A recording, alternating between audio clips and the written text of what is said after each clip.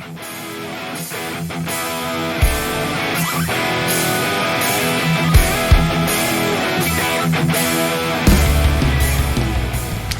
America. We hope everybody is doing well. We are going to do the transmission installation video drop as well as getting her fired up this time. So stay tuned.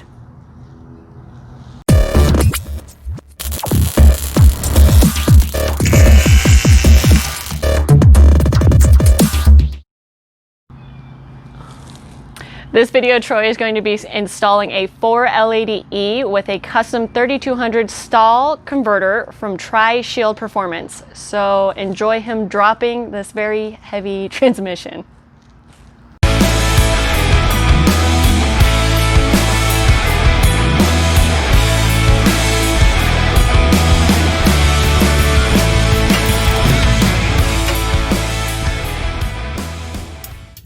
Hey.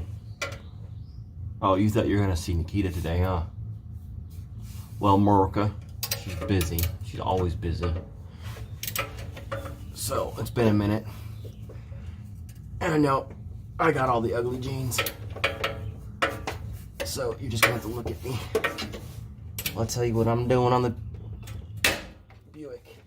I think I just rubbed the ratchet. Huh. Alright, so the 4L80 in the car got to come out with the new torque converter. This torque converter that I put in it, which is factory, is not going to fit. I think the starter has to come out.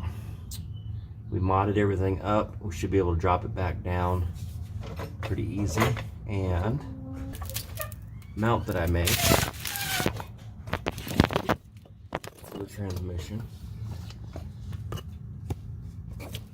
You see it? Oh, I dropped it too low.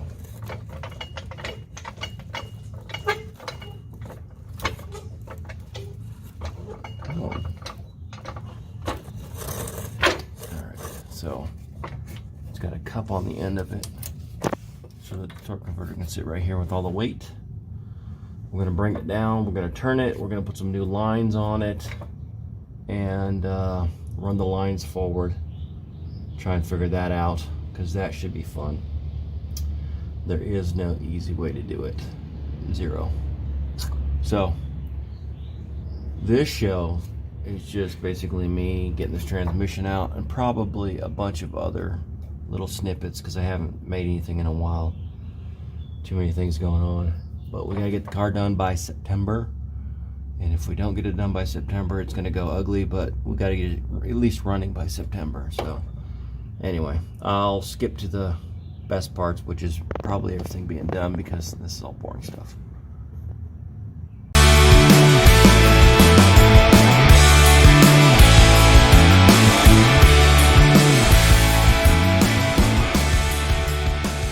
Okay, story time. So I remade the bracket, wood bracket for the transmission. And it was hitting the flex plate while I was trying to pull the torque converter. So I pushed it back, fell off, broke the one that I made, because I just broke the one that I already had made. So yeah, that's where I'm at. So wipe this off, put the new torque converter on it, wrestle it around, and get it back up in there. And it's already been a couple hours. Be right back. One eternity later. Okay, we're back after a few days. And if you can see right there, my finger, great actor, is where an O-ring goes. And you can't buy that without buying a kit. I was fortunate enough to find a transmission shop that gave me a brand new O-ring. So, thank you for that transmission shop. I'll probably send them a pizza or something. But that has to go in there before the clutch, or excuse me, the torque converter can go in there. And it looks like it's pretty easy. The instructions are pretty transparent. So the one thing I did find in there was it should click twice. So Also, let me see if I can get the camera flipped around. I have run my transmission lines through the frame, and where it goes to the coil tower, I don't know if you can see that either. You can see it there, but I'm going to put some retainers in there. I'm going to build something to put in there to keep them away from the spring, but just give it some slack. It should stay away from the spring. And where it comes out, people get seasick. All right, it comes out right there in the frame. Wait, where's my camera? There it is. Peekaboo. Right there. So in doing so, I'm going to run my lines to here, give some slack till I can afford the fittings, and then I'll put the fittings on the end, but I'll run enough on it to use just clamps for right now. And yeah, we're moving along pretty good. I'll come back as I get frustrated underneath the car.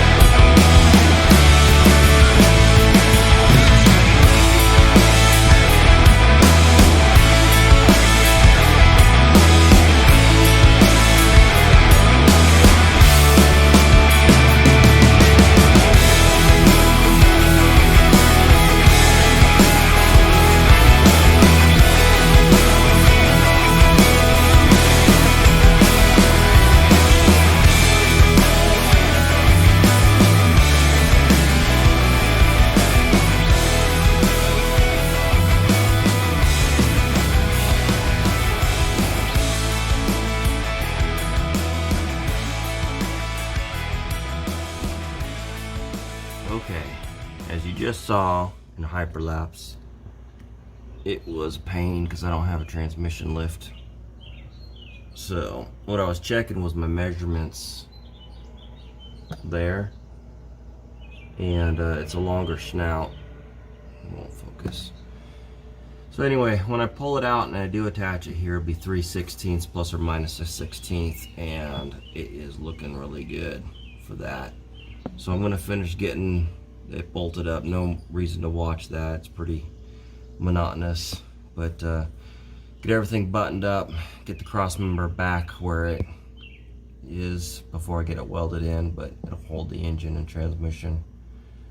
And start figuring out these lines, and then gotta have to figure out how to put the fittings in here, how the best way to do that, if we're going to come across the cross member or run it a different way, because it is a very, very tight fit.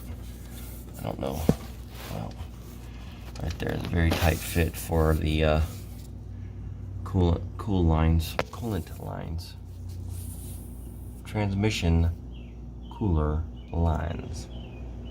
Anyway, so yeah, I'll spare you the monotony.